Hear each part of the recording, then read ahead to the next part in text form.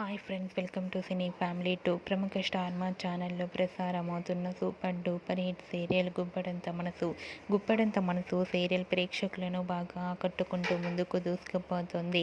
ఈ serial heroine Mukesh Gowda and Raksha Gowda, Rishi Vasudhara క్యారెక్టర్లోను, వినిత సరోజ క్యారెక్టర్లో చాలా అద్భుతంగా నటిస్తుంది.